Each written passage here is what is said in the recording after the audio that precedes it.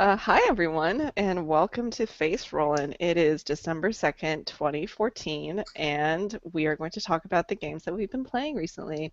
Caps is out because it's his mother's birthday, and he has a raid, and wow. Of course. uh, I should probably, yeah, I think we all saw this coming. So, It's it's fine. um, Uh, yeah, it's Skeleton Crew tonight. yeah, so it's just Trevor, EP, and myself. So, what have you guys been playing? I feel like we already know this because like I just visited you guys for like a week last week. So we're Yeah, just gonna recap what we just played together last week. yeah, Um, you saw most of what I played. yeah. Uh, so I've been playing two games. The one that you got to see for a little bit was Valkyria Chronicles. Uh, Yeah, like anime World War II yeah, bullshit. yeah, that's the one. And that game is fucking rad. I think that game is so cool. Wait, okay. So please tell me about the story because I just want to like is are they like goofier, that sort of level of stuff? It's not quite that bad. The voice acting definitely Oh, leaves it's something to be terrible. desired. Like a lot of the voice acting's, I wouldn't say lousy. It's kind of on a character-to-character basis. Like the main character Welkin isn't so bad, but a lot of the like bit players have just not the best deliveries. Um, Oh no, she's yeah, having the baby. yeah. There's a lot of a lot of like and the stuff here. Too much that one, but there's a little bit of that.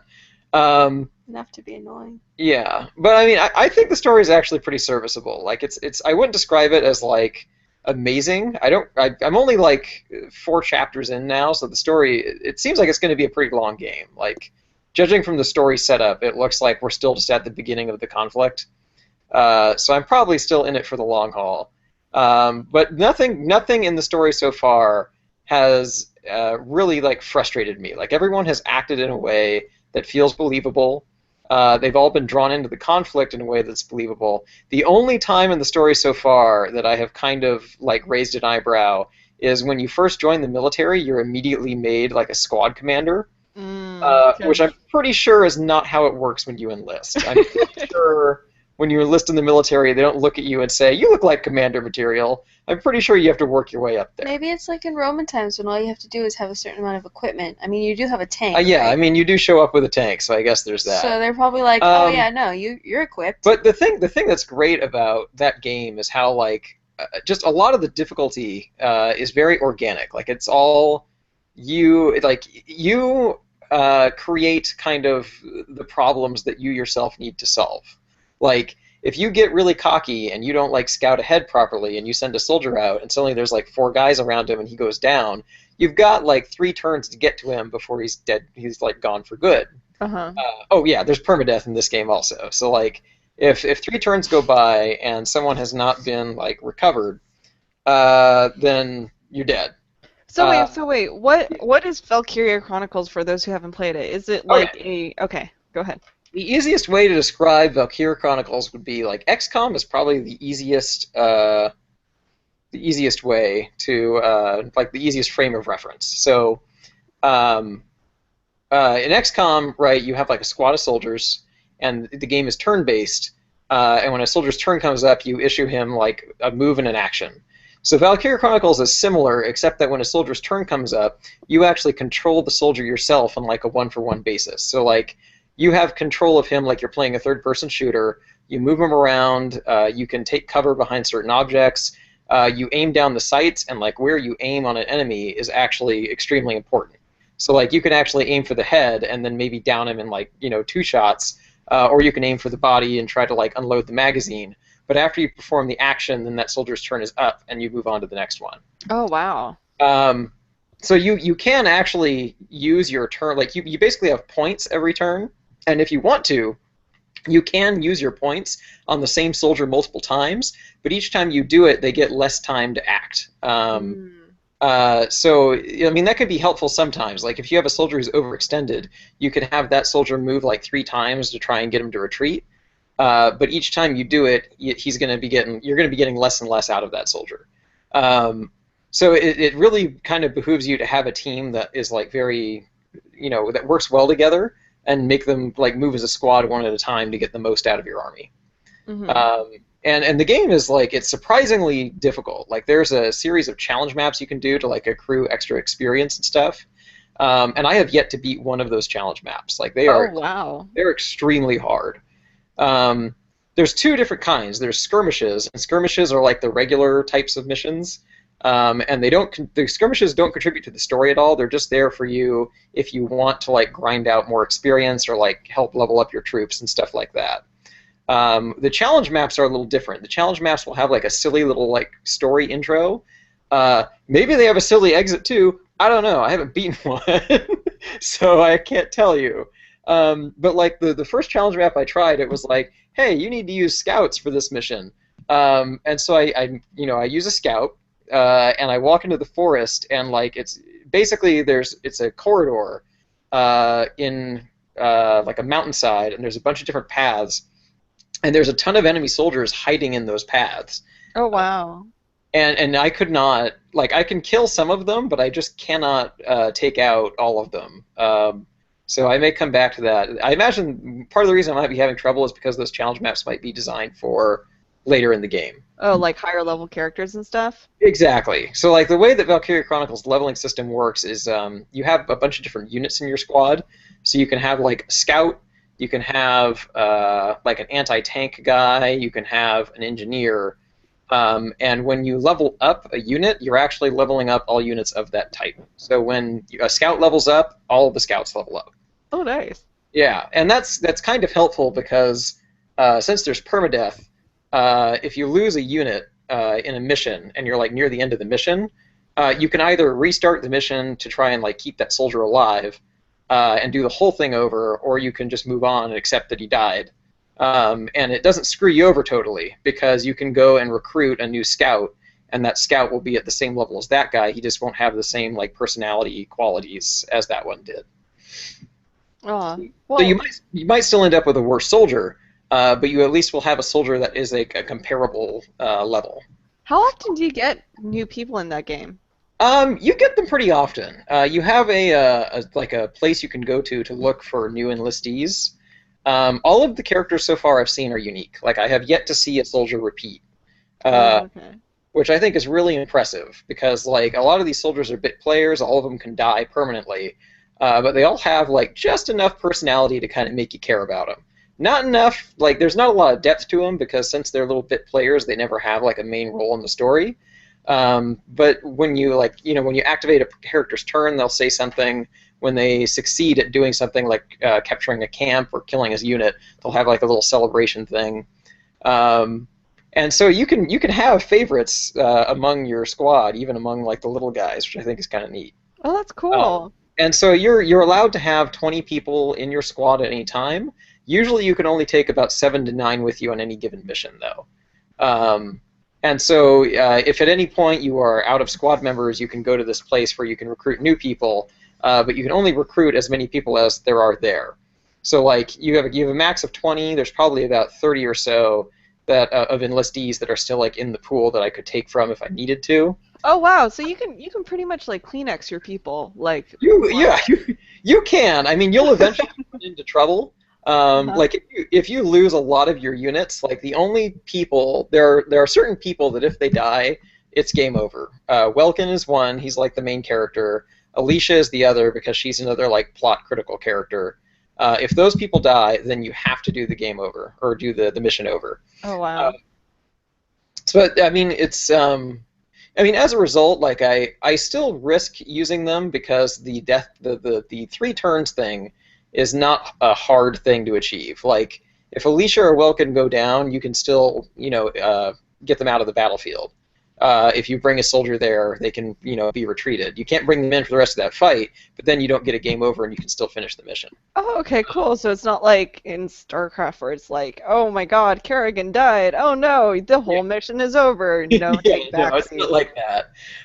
It would be like the StarCraft equivalent would be like if Kerrigan hit 0 health, she like fell to the ground and she had like a little pool of health of like recovery, like I don't know, sort of like a recovery health pool. And if you got to her in time, you would just like evac her, and then you could continue the mission anyway without her. So is this what's the story like? What's it like playing through? Is it kind of like all right, we have story and then fighting, or like can you like run around kind of like in JRPG and Um, things? so there's the way it you like your headquarters and everything is mostly done through menus. So at any point in between missions, you can manage your squad. You can talk to the R&D guys, and you can like invest your points in like new weapons. You can level up people. You can recruit new people. You can change the equipment of your units. Um, uh, but there's not really any like running around for the most part. Like you're Mhm. mostly just moving through menus. And then the way that like the story progression kind of works is like there'll be usually like a cutscene and then a mission and then a cutscene and then a mission. And that tends to be the progression. And every now and then there'll be some story stuff that happens in a mission as well. Like sometimes there'll be a mission where like your units are separated, and so one unit has to hold out until the other one arrives. And so after a certain number of turns, eventually that other unit will arrive, and like the backup's here, and there'll be like a little cutscene showing their triumphant arrival. So every now and then, the story and the gameplay kind of merge in a fairly seamless way, I think. Like, it's not as bad as like Metal Gear Solid. Like whenever there's a cutscene, it's never like 30 minutes or something. It's usually just a very short little thing to get you to the next mission or the next objective. Oh, that's cool. I Yeah. mean, like, yeah. So far, but like I said, like so far, I haven't seen anything that's amazing in the story, but it's been serviceable. Like I'm not like crazy about any of the characters, but I like them well enough that I'm not like irritated by their presence. I I enjoy them. I have to admit that the hearing you say that, this game already blows all of my expectations out of the water. Because like this game literally looks like anime Nazis. Like It I think does. there's this anime that has like these Nazis in it, and they just do shit. I never watched it, but like this game looked a lot like that, and to hear that this didn't suck terrific ass is No. quite surprising. No, I really like it. Even Alan was surprised. I'll speak for him since he's not here, but I showed him a little bit of the gameplay via like Google Hangouts, and he bought the game back when it came out on the PS3 like years ago. What I've been playing is the new PC re-release that just came out, um, and he never played it because looking at the cover, he assumed it was like a JRPG like fantasy thing. He had no idea it was like World War II related. He had no idea that it was actually like a military RTS, or at least was stylized like one, because the anime like cover had kind of been a little bit off-putting. So when he saw what the gameplay was actually like, he was really surprised. The game suddenly just looked way more interesting to him. No, to be fair, you are coming out of this from Final Fantasy XIII, so your expectations are significantly lowered for a good game. My expectations for a good game are really low. That is true. After Final Fantasy 13, if a game just works when I start it, it's fine. It's perfect. It's a great game. But I honestly think that Valkyria Chronicles is really interesting. Like I've never played a game like it. Uh, uh, I know that you played a lot of different war games last week, like a lot. I did, Um, yeah. I'll refrain from talking about Valiant Hearts because I think that's a game people should probably experience. Like I think that game is best played and not. It's best talked about with people who have already played it and finished it. yeah, okay. So would you recommend it to people? Valkyria Chronicles or Valiant Hearts? Either one. Both, yeah. I would definitely recommend it. So Valkyria Chronicles, I would recommend, especially if you're someone who enjoys XCOM, because I think that scratches the XCOM itch better than the Bureau did, for sure. Hmm. Like Valkyria, if you're anyone who has ever enjoyed like a turn-based like RPG, I think Valkyria Chronicles is something that's definitely worth checking out. Okay. So what about This War of Mine? I saw that you played that. I did. Yeah, you did watch me play a lot of This War of Mine. This War of Mine is it's funny because they're like polar opposites in how they deal with the subject of war. Because like Valkyria Chronicles, like everything's kind of lighthearted. Like there's definitely some heavy moments, but no one is ever. It's not totally bleak. A woman gives birth in a tank. Yeah, a woman gives birth in a tank. It's not a super bleak game. What? Oh my God. Yeah, that happens in Valkyria Chronicles. Like, Wow. um, but in this war of mine, things are a little different. Like it is a super bleak game where you're playing as the survivors in a siege city, and you're doing what you can to survive while the siege goes on. And so you end up getting put in some really difficult situations where, you might need supplies, and in order to get them, you might have to scavenge from a house that you know is inhabited. You might have to steal somebody else's supplies.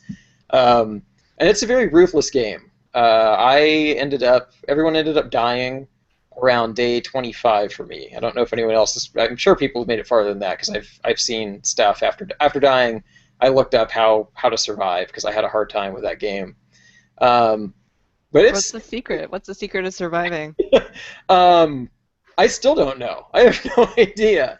What I did learn from my time playing it is that one of the first things you want to do is get a rain barrel, which will allow you to get water every day, as long as you also get a filter. You can trade tobacco, like cigarettes and beer. You can usually trade for a lot of supplies, which is important, especially if you want to avoid having to kill anybody else in the game. And then getting weapons is also really important for a number of reasons. It's easier for you to take things by force from other people if you have weapons, but more importantly, every night there's a chance that your place might get raided. And you have no control when this happens. Like when the raid happens, you're not doing anything to defend on your own.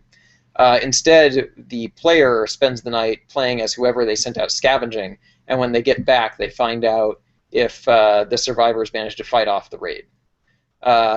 And in most of my experience, since I had no weapons, if we ever got raided, we usually lost everything, and that was really bad. That was what ended up killing me, because I had 2 people who were injured and 1 who was sick, and I had medicine and bandages, but I didn't have food. And when I got back, we got raided, and all of our food and medicine got stolen. Wow! Holy crap! Yeah, and so those 2 characters died of their wounds. And then that usually will also cause problems because it'll start to make the other characters spiral out of control. Because once people die, everyone has a tendency to get depressed.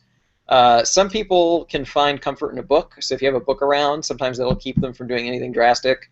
Alcohol and cigarettes also kind of helps dull the pain of death. But if you don't have those things, like I did not, there's a real chance that one of those characters might kill themselves. Holy shit! Are you serious? Yes. If you do not have anything to handle the depression, it is entirely possible a character might kill themselves. Holy crap! Especially, as I found out, if they're the last one alive. So, yeah, it's a rough game.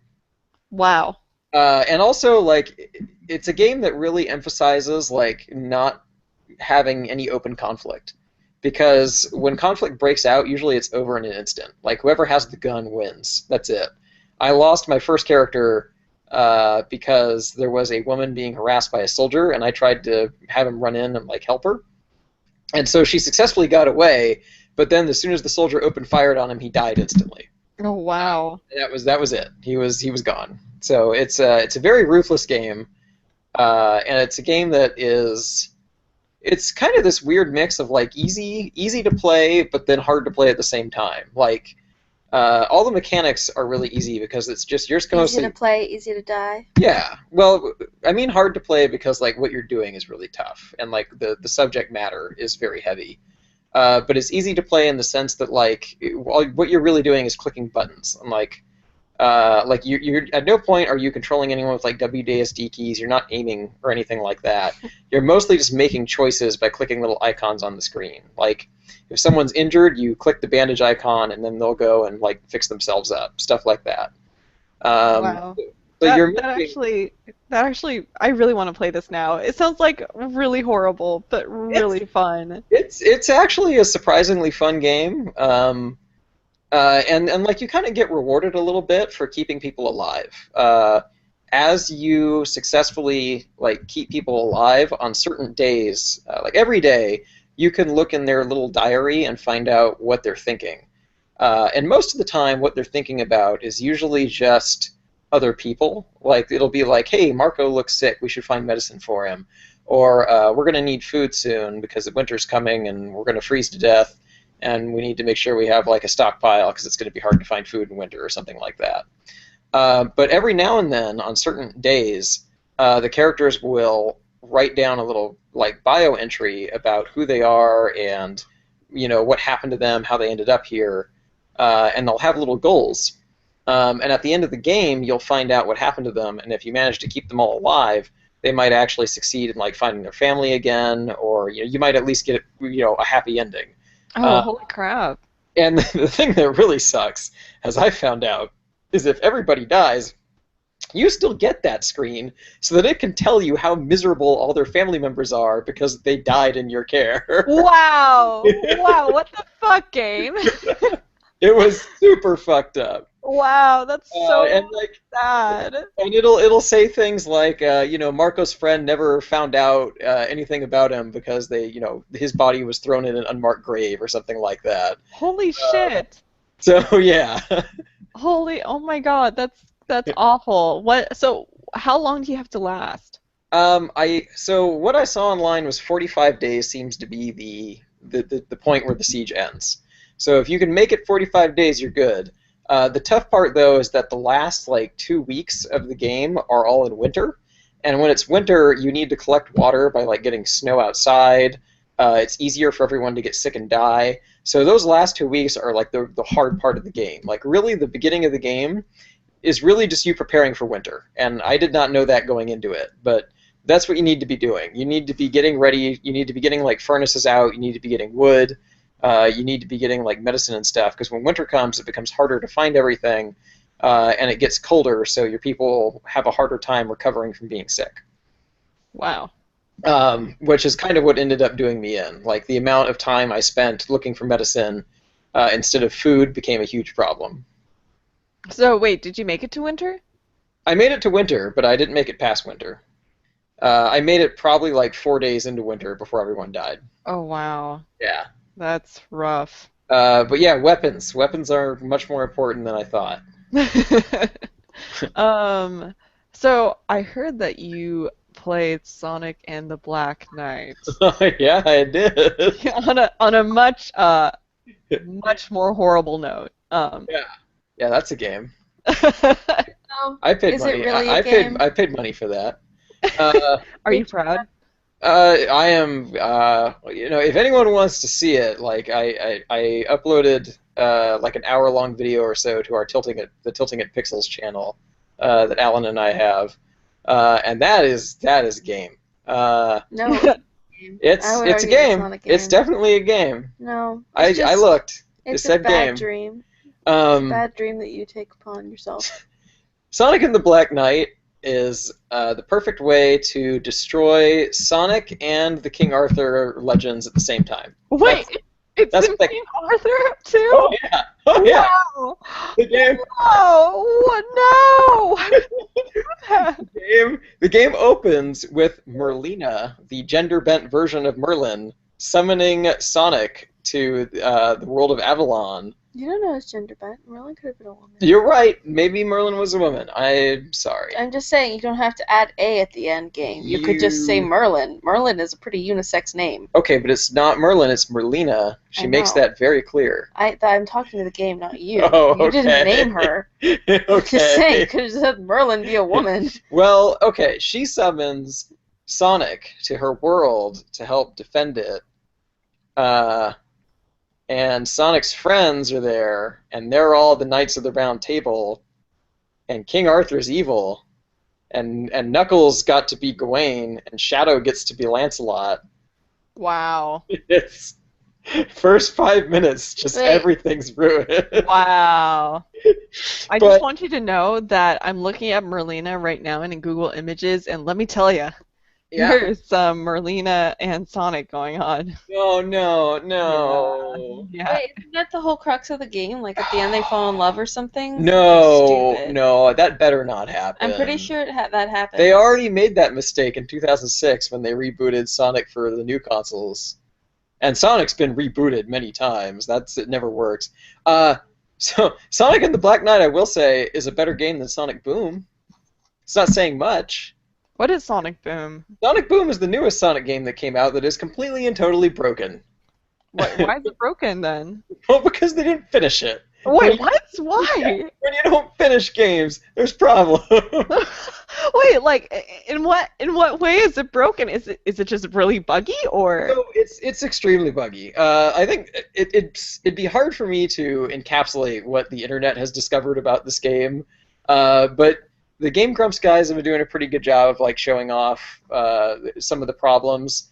I forget which episode it is, but one of the episodes of the Game Grumps Sonic Boom, their editor Barry actually like goes frame by frame showing how lazy like the cutscenes are designed and like how many of this like janky problems come up in like a short span of time. Uh, but yeah, like that game and it didn't know what it wanted to be. Like when the game opens, you're running really fast. Then suddenly you're doing like a God of War style like minion fight in like a giant pit. And then suddenly you're like going really slow and exploring a little world and finding green buttons to press. And just like every 5 minutes, the game is changing what it is. And then suddenly it's like an open world game where there's like a huge open world map. But then it's not really that huge. But yeah, the game is super buggy. People discovered a way to, like Knuckles, so all four of them are together, like Sonic and his friends. There's like Amy, Tails, and Knuckles, and then Sonic. And people discovered a bug with Knuckles where you can actually reset his jump. And so people found a way to like basically speedrun the game in like an hour because Knuckles can just like glitch his way to the end and then just win. Oh wow. So, but yeah, like that game is super buggy and it's a mess. And in Sonic and the Black Knight's defense, at least in that game, all you do is go fast. It doesn't always feel good. It doesn't work right. But at least it's a Sonic game where Sonic gets to move very quickly. And you don't in Sonic Boom? In Sonic Boom, you get to move quickly sometimes, occasionally. But that's the point of Sonic. That's well, like you would think so, except that Sonic Boom was a huge reboot where they were trying to make it more of like an adventure series. They also launched a TV show at the same time as this game. Like it's a major cross promotion. And they decided to go all kind of Nathan Drake on Sonic. They gave him like a scarf and tried to make him look kind of oh my god, adventuresome. And so as a result, you spend small portions of the game running really fast, and much larger portions of the game just kind of exploring ruins and pressing green buttons at a very slow pace. Wow, that is. Then why play Sonic? Other than for the furry porn or something. Yeah, it's for the green buttons to press. God. What did they do to Sonic? I'm like looking up Sonic Boom right now on Google Images. This is not Sonic. This is not the Sonic I grew up with. Yeah, no, that's new Sonic. That's reboot Sonic. God. That's the Sonic we get now. It's the one we deserve. He doesn't look like Sonic? He looked like Sonic. He looks like Sonic. He's Sonic with a scarf and long legs. He's like teenager Sonic now. Oh, yeah, that was the other great thing. So when I was playing Sonic and the Black Knight, there's like little bios for the characters. So I looked at Sonic's and it says that he's 15 years old. What? I call bullshit. Wait, Sonic is post-pubescent? Supposedly, but I call bullshit on that. Oh my god. Well, it makes sense because I just found like a Sonic and Tails crossover where Tails is a woman and apparently she is pregnant and being carried by Sonic. I love Sonic fan art. Oh man, so Sonic and the Black Knight actually has a section called Fan Art Montage, where you can watch a video set to very like slow music as it pans over a bunch of fan art that people submitted for Sonic to the developers. Oh god. And it is one of the most awkward, like painful things that I've seen in a long time. Wow. I enjoy his little hipster scarf. Yeah, you like his hipster scarf? I didn't say I like it, I said I enjoy it. You enjoy it, okay. Because I feel like that was a PR thing where someone was like, you know what kids wear these days? Scarves. We should put Sonic in a scarf. And they did. And they did. And you know what? It doesn't trail behind him when he runs, nope. So there's at least that. We have to look on the bright side of everything, guys. Yeah. That's clearly for him to rob a bank later. Do. So, I feel like I should mention there is at least one Sonic game that I've seen in the past like 6 years that is not hot garbage. And that is Sonic Colors. Like, if you're looking for a Sonic game that is going to feel like a Sonic game and play like a Sonic game, I would advise people to check out Sonic Colors and pretend that the last 8 years of Sonic stuff hasn't happened, except for that game. This game looks like a mad tripped out LSD trip. Sonic Colors? Oh, Yeah. Sonic Colors is, yeah, no, that's a Sonic game that is actually, like, fun. A lot of it is in 2D again, which is probably where Sonic thrives best. Uh, and yeah, like, that's just a game that feels like a Sonic game. Like, it goes really fast, you got your little homing attack, and the game does not, like, slow down suddenly for any reason. Like, when I think about Sonic games over the last, like, 6 years, it's mostly just really bad ideas, like Sonic and the Werehog. That was terrible. Wait, like, I feel like, Sonic is so iconic. I mean, if it's selling so bad or such poor gameplay, why is it still around? Like, is it? So here's the thing with Sonic, is he actually still sells okay. He doesn't sell amazing. But Sonic has a very dedicated fan base, a fan base that is willing to buy games that have Sonic attached to him, or attached to the name. Sonic on Sonic. Yeah, Sonic on Sonic action. And so as a result, like, they can still continue to make these games, but it's been a long time since a Sonic game has come out that doesn't feel Forced? crappy. Forced is okay too. I'm gonna go with crappy though. Yeah, like it feels like Sonic Team is having a hard time figuring out how to make Sonic work. Like they keep trying to add these gimmicks. Like, Sonic's not working when we try to give him his own universe, so we're gonna put him in King Arthur's time and see if that fixes the problem. It Oh doesn't. my God. Sonic's not working, so we're gonna give him the Curse of the Werehog, and then we'll do Nope. some God of War style combat, Doesn't fix it. and maybe that'll fix it. No. That'll doesn't. fix it. We No. got it this time. Okay, that No. didn't work. That didn't work. No. We'll try something new, and they No. keep doing it Just every stop. year. Shh, baby. Shh. And I hesitate to think what we're gonna see after Sonic Boom. What other Sonic puns can we make? Sonic Care? The dental Sonic game? That would probably be better than Sonic. stuff that's come out. Sonic Brush. Sonic Brush. His back kind of looks like a toothbrush. You could totally market They that. sell Sonic brushes, but not Sonic the Hedgehog brushes. Just Sonic, as in like Sonic Power Brush. Well, there's a marketing opportunity that Sega's they missing need out to on. do a crossover right there. Yeah, that's All the gotta puns happen. can happen. Or like Sonic actually battles a real hedgehog, like in an epic cute versus speed battle. Well, he kind of has done that. He's fought other, but see, that's part of the problem is they keep adding new characters to this game that has this franchise that has too many characters already. Yeah, I agree. And that needs to stop. And like the fan art was really sort of insightful on this because like they keep trying these different things, and now you have a bunch of characters that don't fit well together, even though they all look like, anthropomorphic creatures. Like there was yeah. You're looking for the word for I guess I'm looking for the word furries, sure.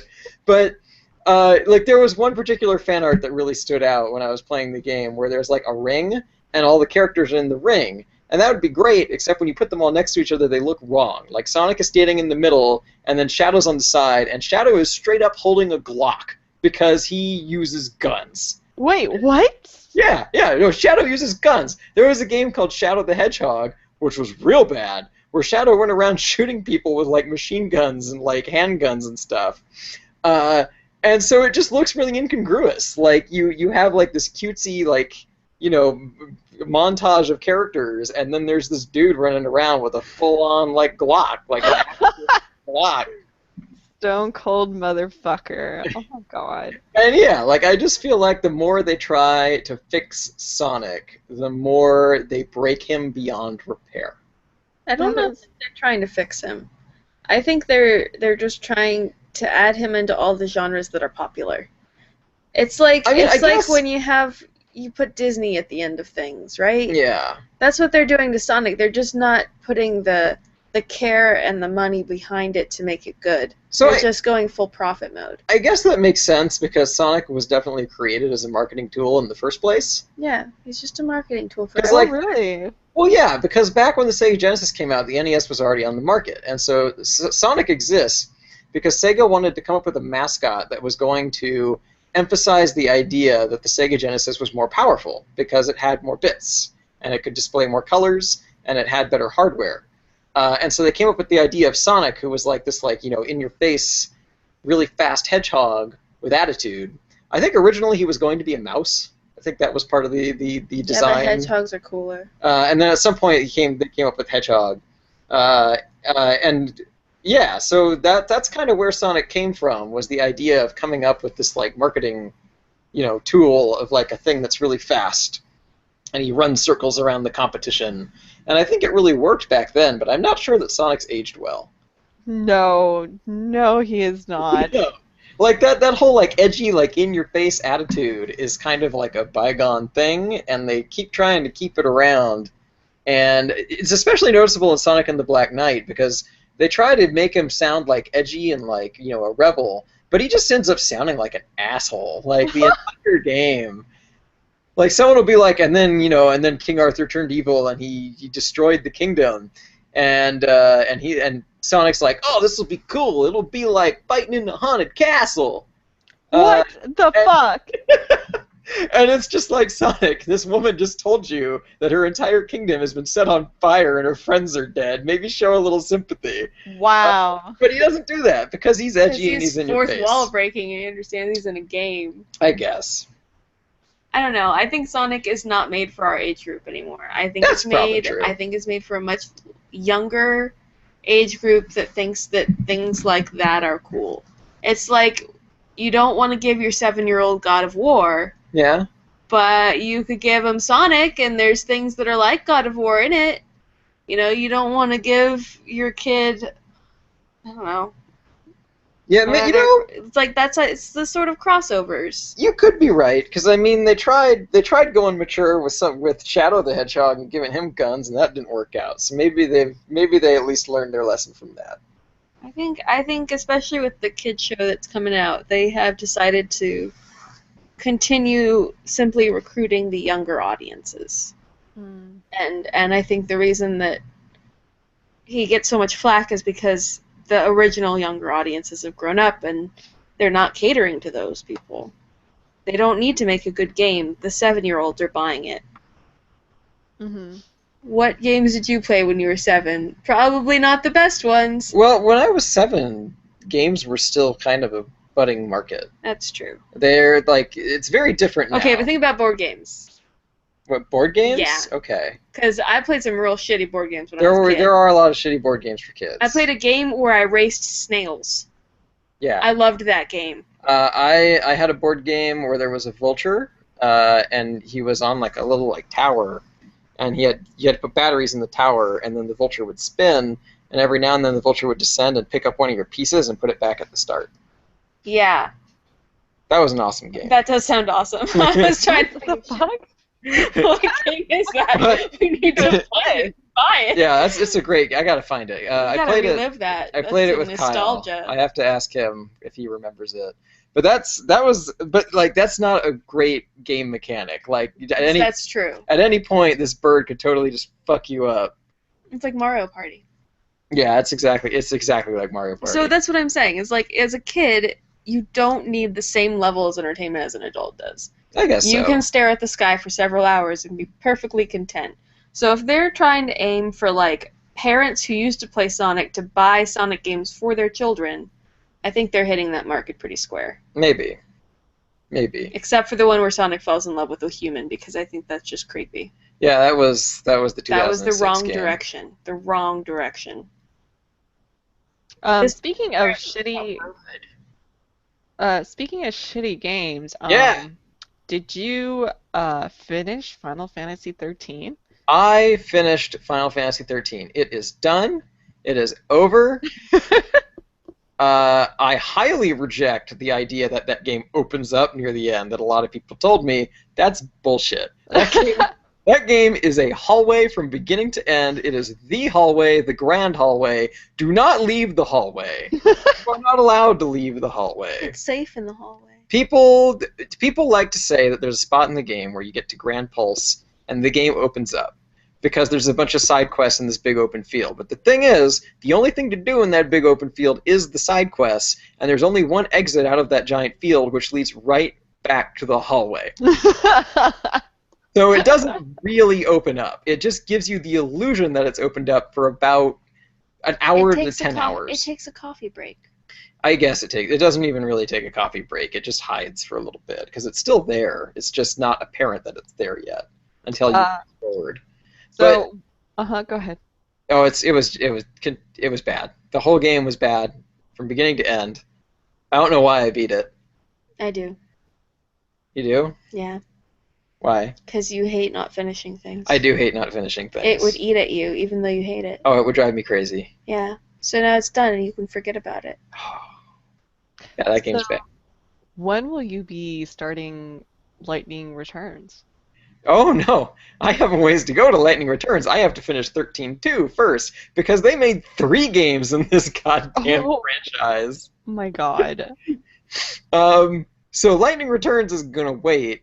Alan did, however, send me a copy of 13-2. Which we're not going to open. And he attached a note that said, "Happy Thanksgiving, enjoy this game that everybody loves." So I have that to look forward to at some point. But yeah, 13 never improves. I don't know why people like it, because a lot of people like it. And I don't know why, because like none of the characters are ever interesting. There's not really any character arcs to speak of that I can think of that make any sense. Nobody acts in any semblance of logic. And the final boss is one of the most annoying bosses I've ever fought in any RPG. It also doesn't make sense, because it's like, I need to die, kill me, but we're going to fight. Yeah. So, the last boss, like, just... I'm not even going to talk about... Ow, sorry. you just poked me in the I did. I'm not even going to talk about, like, story stuff, because last podcast I railed against this story for a long time. I think I've beat it into the ground. But just speaking purely mechanics, the final boss has a move that does instant death. You can find items that reduce the chance of death, but you can't find anything that will eliminate it entirely. In Final Fantasy XIII, if the character you are controlling dies, it is an instant game over, which means the final boss fight is you fighting him over and over and over again, just hoping that he doesn't use the instant death move on you the entire time. What? Yeah, that's the final boss. The final boss isn't really a matter roulette. of... Like, there's a little bit of skill involved with the final boss. No skill. There is, because, like, he has a pattern. So you can figure out the pattern, and you know when his big attacks are coming, and you can go to Sentinel mode. Yeah, but it doesn't matter if he does the all kill. Yeah, mode. but then he's got the move that does an instant kill. So like no matter how good you're doing, there's a chance that you'll just lose and have to do it over again. And that's not real difficulty. That's fake difficulty. That's ensuring that there's padding to your final boss to make him feel harder without actually making the fight hard itself. So, would you recommend this game? No, I wouldn't recommend this game. I wouldn't recommend this game now. I wouldn't recommend it 5 years ago. I wouldn't recommend it 10 years ago. It's a pretty game. It's a real pretty game. No, it's not. Sometimes. No, because they move so mechanical. They have no facial like emotions. It drives me crazy. They move like someone took one of those little skeletons that you can draw and they tried to move them. Except theirs was a little bit old, so it moved jerkily. They don't move correctly. They don't move like humans. It's not a good series. Why did they make 2 more? Why are there 2 more? And none, like, they all didn't sell amazing. They sold okay. All of them sold okay. What if it was all one game? Oh, that'd be worse. And then but then he was like, wait, this game's way too long. We have to break it up. And they broke it up, and they touched it some more, and that's how we got 3 storylines. No, there's no way, because every single game is so mechanically different. No. That's why they all touched it. They touched it each time. I guess. So, yeah, this game went through like 3 or 4 different directors. But yeah, no, that's the series needs to die. They can't do another one. I think it did die. It's over No, now. because 15's gonna come out soon. Well, no, but that doesn't have 15's anything to do with okay. 13 15's okay because it's not another Final Fantasy 13. that we know of. It's not. No. Maybe If they, Lightning comes back. No. Again, it's No. Lightning returns. No. Or you find out that because at the end of Lightning Returns, the world ends and all that stuff. So maybe you find out in Final Fantasy 15 that you are the reincarnation of Lightning. No. Yeah. No. If that happens, I'll. You'll cry. I don't know. I will eat my own heart Don't if that do happens. that. This is a real thing I'll that they eat could do. my own Don't. heart. That's not now. Okay. That's pretty balls to the walls, Trevor. That's really intense. I can't live like that. I can't live with the fear of you eating your own heart one day. It's okay. It's something I have to worry about. Kalima. No. Kalima. Okay, so Evie, what Yeah. have you played the past couple weeks? Fuck that game. Okay. What did I play this week? I need help. You need help? Remembering when I played. I played more Fantasy Life. Mm-hmm. Yeah. I did. I played more of that. Story still real stupid. It's just the same. Yeah, nothing has changed. I've put a few more hours into it, and the story's definitely moved on. And you know what? You do this. Parent and a child, and come to an understanding, and they give you a piece of a thing back, and the king's like, "Yay, you got the thing!" And then you go to the next kingdom and do the exact same thing. That's the story. It's not a good story. It's a really boring story. I don't even read. I got where I just stopped. I stopped reading the text. I'm like, oh, there's a cutscene. Good. I'll press A for a while. Because all you do is press A. You don't do anything else. It's sort of an interesting experiment, really. It's like, how long can I press A before I have to do something else? I found that I've walked away from the game completely forgetting that I've been playing it. I'll come back hours later, and the game will still be running. I'll be like, oh, I guess I'll press A some more. And then I maybe save it, maybe I don't. It doesn't matter. Nothing matters in that game. Is that why you play it? Because nothing matters at all? I think it's a very existential crisis, really, because you can be any life you want. That's the different jobs you can be, and you're supposed to get to all of the jobs, but why? Why can't I just have one job I really like? And then nothing really happens, and people are holding secrets, but they tell you what their secret is, so it's not really a secret.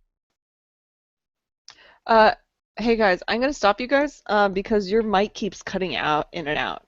Yeah, I'm not surprised. It doesn't like to be fussed with. I'll put it right there. So, It'll be okay there. Is that better? That should be fine. Go ahead. Not doing it anymore. What were you saying, love? I was talking about existentialism and On how fantasy it life? doesn't matter. Nothing matters. It's just why you can go away from the game for 2 days and come back and not care because you just press A. Just press A some more and go forward. I sort of want to see what the fuck the ending is. I'm pretty sure it's going to be a father and a daughter have a misunderstanding, and then they've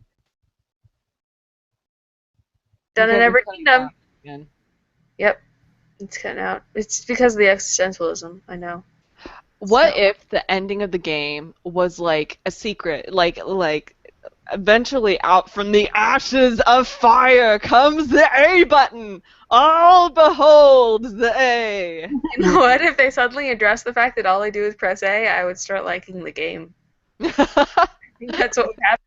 I'd be like, oh my god, he did it on purpose? That's genius. So many children's hands. That's what this is, really. It's a conspiracy to ruin children's hands because all you do is you ruin your thumb.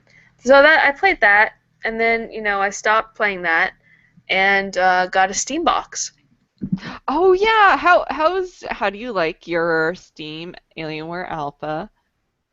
Box. Yes. It is definitely a box. Oh, It definitely has Steam on it, and I can definitely play games on it. well, one would want that from a Steam Yes, box, I guess. It would these be happen. important. Some I can choose the LED color of my light up buttons on the box, which is cool. Alienware. Now Oh, is what my colors are, but but maybe we're someday okay. I'll change it. Hey, Um, you guys are actually cutting out in and out really quite bad. That's not good. Um, Keep going. I think we're okay. Go ahead. is it the cord? Do you I, think? I have no idea Why what the don't we problem just do is. the computer microphone? Oh, we could do that. It'll That's be a shitty, but choice. then we won't be cutting in and out. That's a choice. Okay, here we go. Right. All right. How does that sound? it sounds terrible, but I guess Yep. it's workable. It won't be cutting in and out, at least. So yeah, Steambox. We did the first two Are you hours. guys We're in. using, sorry, are you guys using your computer while you're doing this? Yeah, we're using the Okay. computer now so that it doesn't Uh, cut in and out. Well, no, I no, mean, we're no. not. I mean, like, are you like doing No, touching I'm it? not. I'm not typing or anything on it right now. Okay. 'Cause it sounds terrible, doesn't it? I hear like clicking noises, like Oh, someone's. that's That Trevor. was probably He's me fiddling with messing with the something. microphone. Oh, okay. Why don't you stop messing with the microphone? And Okay, because we're not using it. continue. Okay. So yes, Steambox. So it takes a few hours to download the games you want, and then there's an update, and then the update says, guess what? Half the games that you put on this box you can't play with a controller, um, Wait, which what? may or may not be true, because what it's actually referring to is that a lot of games require a login, and if you need a login, you have to have a keyboard. So word to the wise, if you're going to get a Steam box, make sure you have a wireless or wired-in keyboard so that you can log into all of the other accounts that are connected to Steam. So like I started playing Child of Light today, and at the beginning it's like you're going to need a keyboard. So I get my keyboard out and I log into Ubisoft's Uplay bullshit. I get into the game and there's a controller option. I'm like, cool. So I need the keyboard to do logins. So it would be great if they figured out a way to, I don't know, talk with people to get it so that you could log in from a separate source and have that count as your login for the Steam box. Or to just be able to, they have a Steam daisy chain. Is that what it's called? Daisy chain is their keyboard. I think so. I mean, I forget exactly what it's Yeah, called. They have a controller thing. yeah, they have a controller keyboard thing that they don't activate for games. So if they could figure out how to input that into the games, or even into the login screens for different players, that would be awesome. I think it would solve a lot of the problems I had with it, actually, because almost all of the problems I had starting it off were because I didn't know I was going to need a keyboard to log into every single thing. But it runs games really nicely. It only quits out every once in a while, usually when I'm trying to use the internet on it, which really I shouldn't. I have a computer. I should just get up off my butt and, use a normal computer instead of trying to use my new fancy one. You should use the new fancy one. I should use the new fancy You one, should use the new fancy one. even for YouTube, because I'm pretty sure I could do YouTube fine. They'll be fine. Yeah? Yeah, they'll be fine. Okay, well, right now it quits out a lot if you try to do internet things on it. So it's not a great internet box if you're trying to be in Steam, but it is a pretty decent platform for running the games, especially if you have a computer that can't run games.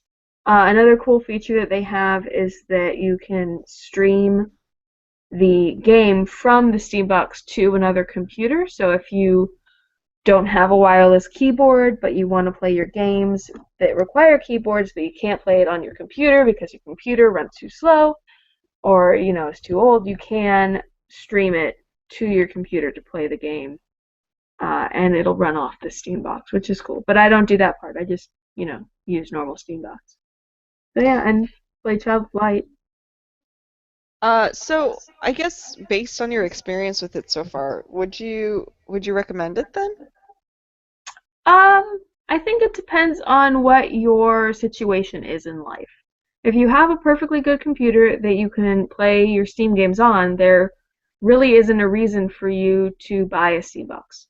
Steam box is really specifically for those people that own computers that can't run most of the games today, Yeah. or a computer that is a Mac and therefore doesn't get to play most of the games out today. Though they are getting better about that. But I fall into the category of owning a Mac, so for me it is a good purchase. But for other people, it's really up to them. but wasn't the Steam box like an endeavor to have Steam break into the console market? I don't think so. That's pretty much what it was. Like, Was it? Because I it would doesn't say make any so. sense. They I have think that no might be a exclusives. failure of. well, no, it's not a matter of exclusives. It's a matter of they wanted to create their own console that people could play their Steam games on, and they wanted to create a controller that would allow you to navigate everything without having to have a keyboard or a mouse. Well, yeah, and when they do that, that'll be awesome. But I also think the only people that are going to need or want a Steam box Mm-hmm. are the ones that don't have computers that run most of those games, Mm-hmm. because there's really no other reason to have it. That's true. It doesn't have, like, there's no, the PS4 and the Xbox have at least that exclusivity of these are games made specifically for our console. Steam does not have that yet. They No. don't have games coming out specifically for their console. And as a result, I think it's not a console. It's an alternative to having to upgrade your computer. Uh-huh. But I think that Steam's idea is probably that most people are starting to move away from the desktop and the laptop and moving more towards their mobile device as their primary internet interface. And if the PC or the laptop dies, then Steam dies with it. And so if they can make an in-home device that you can use your media on as well as play Steam games on, then they kind of break into that market. So Well, maybe again, that's only a market for people that don't have a computer that can run those games. I agree. So it's, right now, there's not a lot of It's probably worth need for it. it's probably worth mentioning that the Alienware Alpha is not an official Steam box. It's the first one on the market. But as a result of Steam deciding to delay their official controller, Alienware launched it with just an Xbox controller. So there's almost nothing that's like specifically Steam about it except for the Steam operating system. But the cool thing about the Alpha, though, is it comes with like a dual boot already set in, so you can boot it as a desktop computer, or you can boot it as the Steam OS. So yeah, if you don't have a computer that is capable of running games, it functions as a computer too, which is kind of neat. I have to Uh, admit that watching you, Evie, play DCUO on it, I was really impressed by how well it ran it because playing DCUO on my computer caused a lot of graphics lagging. But watching you play it, it was like butter. It was just watching smooth, glorious superhero butter. Yeah, well, I mean, that's what it is. I think that's what it's for. It's for people that don't have a computer that can run a lot of games at a good speed. This is specific. It's sort of like a way to keep your internet away from your games, because like right now your Steam and your keeping the stuff that slows your computer down off of your gaming platform. so you're saying it's not for porn? It's not for porn. Okay. Don't look up porn on your Steam box. Don't download thousands of pictures on your Steam box. Don't do any of that. It can do that, but don't do it. Don't And tell me keep it what to clean. do with my Steam box. It's a way to keep For a reason. your Steam clean and specifically for games. It's a concentrated computer. It is that. Tell me. It's probably worth mentioning that it's also upgradable. Like it's not like the three like the Xbox One or the PS4 where like the hardware is the hardware. Like it is essentially a computer. Like for 3 or 4 years from now, you could actually open it up and put in like a new video card or something like that. Oh, that's bitchin'. So in many ways, it actually is almost kind of like a computer in the sense that you can actually like upgrade it and change the components. Yeah, and a lot of people actually already have almost the equivalent of Steambox Hmm. in their living rooms. Like a friend of mine has their computers hooked up to their TV, and Yeah. that's just like how they do their internet. They have a wireless keyboard. Everything is sort of done on the TV, and the computer sits directly underneath it, which is where my Steambox is. So I think for a relatively low price, you get a high-end computer that's hooked up to your TV. That's sort of like where it is. Relatively low price. The relatively low price. Yeah. The lowest Alienware Alpha right now, I think, is around 500. I think. Yeah. That's pretty cheap for a Yeah. gaming platform. It ranges from 500 to like 899 right now, I think. Yeah. So that's Oh, like wow. the And the range. hardware in mine is pretty on par with your computer, correct? I'm not Yeah, wrong? no, it's pretty on par. Yeah. I mean, I have an SLI, which is probably a little bit more expensive than what you have, but like the video card that's in there is really good. It's capable of running pretty much any current gen game at like the highest possible settings. Yeah. So it is not. It's definitely not to be scoffed at in terms of its hardware power. Yeah, so as far as price goes, it's a good choice if you have a computer that can't run most games. But if you have a computer that can run all of the games that you want, there really isn't a reason to get it. Yeah, I would not have needed one, for You do not example. need one. I, on the other hand, quite enjoy Yeah. having it because it means that I can suddenly play Child of Light, which I haven't been able to play, which is cool. So Um, Kelly, What have you been playing? you hit level 100, and wow, I did. I'm so excited. while you were here, no less. Yeah, so I finally deemed 100 on my Resto Druid, so now I can actually play a Resto Druid instead of a Feral Druid, which I was using to level. And I love Feral Druid, I do. It's just that Resto Druid is just so much more awesome. So I'm going through the painful process of switching over my gear to Resto Druid and relearning how to heal in this expansion and being like, lol, I haven't done these dungeons and I'm healing it for the first time. I hope you know that we're all going to wipe. So I've been going through that. I have to admit that I love World of Warcraft. I love everything about it, but I really enjoy max level stuff much more than I do the leveling. Like being able to go through the dungeons and play with your friends Hmm. and raid and accumulate item level is just so good. Oh my gosh. Because I love healing. I love being able to just sit back, focus on keeping the tank up and everyone else up, and just collecting loot, right? So I'm getting back into that. So I'm really excited to be playing WoW again, especially since our guild is starting to raid more, which is why Mike isn't here. And Right. so right now, what our guild is doing is they're starting to do raid progression, which is kind of like um, the raids are just now starting to get introduced into the game. And Oh. so um, everyone gets together, they play through the raid, and they're basically wiping like pretty much constantly, but they're trying to figure out what's the best way to get through this raid. And Okay. so that's the group that Mike is going in. And so as they finish up figuring out the raid, and as the rest of the guild who isn't as hardcore starts to get their item levels up, they'll disband and start leading a bunch of normal, Mhm. a bunch of the other raid groups so that they can pass their knowledge on and stuff. Oh So wow, that's really yeah, cool. yeah. So it's really exciting, and Mike is the assistant raid to one of the normal raid groups. So I'm hoping that by the time that they're done with raid progression, I'll be high left item level to join one of their That's groups. cool. So I had a question about the raids in Warlords of Draenor. So back when Wrath of the Lich King came out, which Hmm. I know was a while ago now, Hmm. I remember that they like sectioned off the raids, right?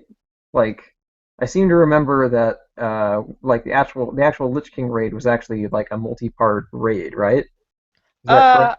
I, I, it was a long time ago that I did Ice Crown Citadel, and we never actually got officially into the Citadel.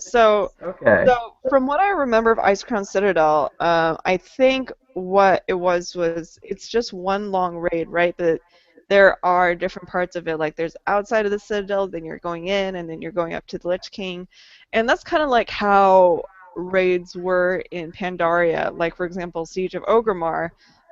You start off. Shit, I'm blanking on how Siege of Orgrimmar started out.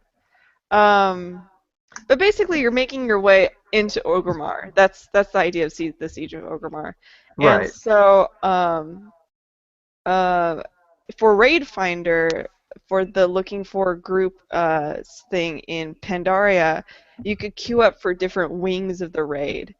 Okay. Um, but yeah, I for Wrath of the Lich King, I never got that far, so I can't really speak to that. Cause Oh, okay. Fine then. Well, raiding, the nice thing about a lot of the changes that Alan isn't so much a fan of is that it allows more people to have access to raid content, and which is great in my opinion because I remember in Burning Crusade in Wrath of the Lich King, I always wanted to raid, but I never found a guild that was really good at raiding that I could be a part of. And so with this new looking for group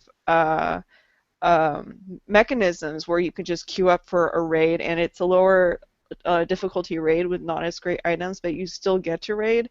That right. was something I really enjoyed because then I could experience the raid content and then also be able to talk about raids to other people and really get to engage in that experience. Yeah, Um, well, you know what? Alan can still have his way. As he proved to us 2 weeks ago, he can still go and find people who, for some reason, want to do the LFG thing. So, Yeah, and I actually kind of want to try that out because like I really do wonder if the people you meet through that are more decent than the people you meet through looking for group. yeah, So I'll try that out with my guildies. Eventually, I'll let you know how that goes. okay. And then I'll probably never do it again. So, the reason I asked about Wrath of the Lich King is because I was curious if for Warlords of Draenor, are they rolling out these raids like one at a time, or are they all available like now? You typically do one raid at a time. So they didn't even have a raid at launch. It took Okay. them, I think today is what, like 3 weeks after launch? Right. And they're just starting to open up raiding now. I think that well, I know that they roll it out sequentially, kind of like in a story arc, or if you can loosely use the term story arc, I guess, Right. That's fine. That's good enough. because they had Ulduar in Wrath of the Lich King, and we all know how much Lovecraftian lore plays into World of Warcraft Yeah. stories. But yeah, I'm really excited to be getting back into raiding, and I'm hoping that, because Draenor it's much more lore driven, that the the Right. raid storylines are more compelling. Yeah. Um, I but think I may have already mentioned this, but like the short amount of time that I played WoW, like a couple weeks ago, I was impressed at how much they were trying to like draw me into the world and the lore, in a way that they definitely did not prior to the recent updates. yeah, and I like that, but at the same time, I remember back in vanilla WoW where it was much more. I feel like now it is much more engaging, and you have to really pay attention to what you're doing. Right. But in vanilla WoW, I mean, it was kind of like you were just out in a field just doing your thing. It wasn't like Yeah. you had to deal with different mechanics and stuff. And in a way, like leveling is easier now because there's a lot more utilities that are available to you right off the bat that used to be add-ons, like Right. quest tracking, that sort of thing. But I do kind of miss like the brain dead interactive part of old WoW.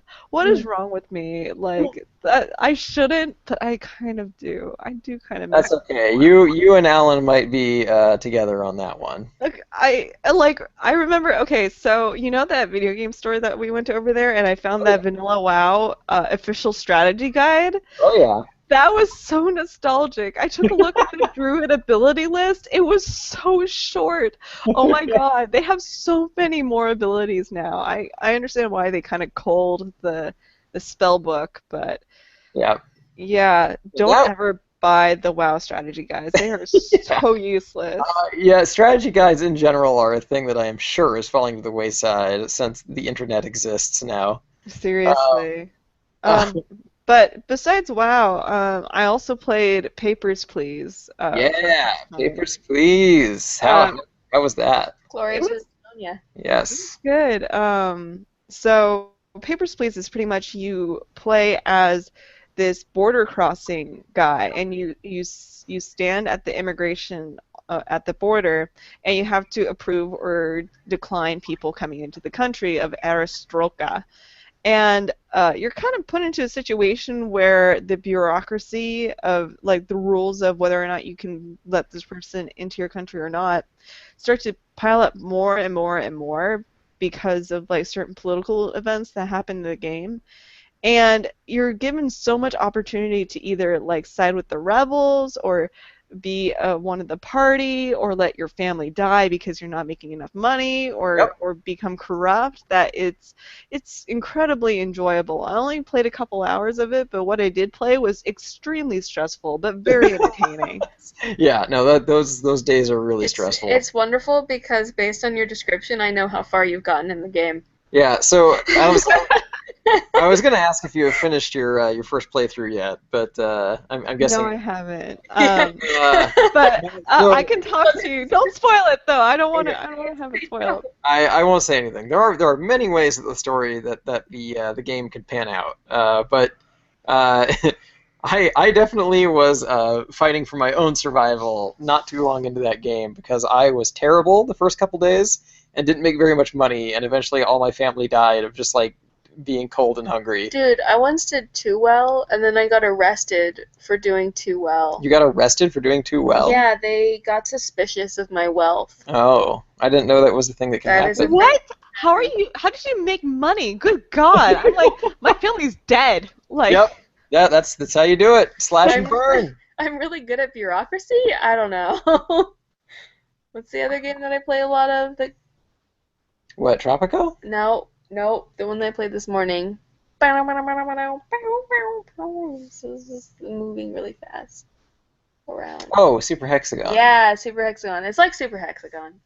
wait, no, it is not like Super Hexagon at It's all. Super Hexagon. It activates the same part of my brain as Super Hexagon because That- I have to pay really close attention to little details and then move really fast, back and forth, left and right. Okay. Wow. So it's the same thing to me because it's like it's still the same amount of stress. You got a time limit. Things go faster and faster. You got to watch for more things the more longer you play. It's the same game. That's true. You do have to look for you have to start looking out for a lot of Towards stuff. the end, you're like looking at 50 things at once, It's and you're true. just like blah, blah, blah, blah, blah, blah. So it's like Super Hexagon in my brain.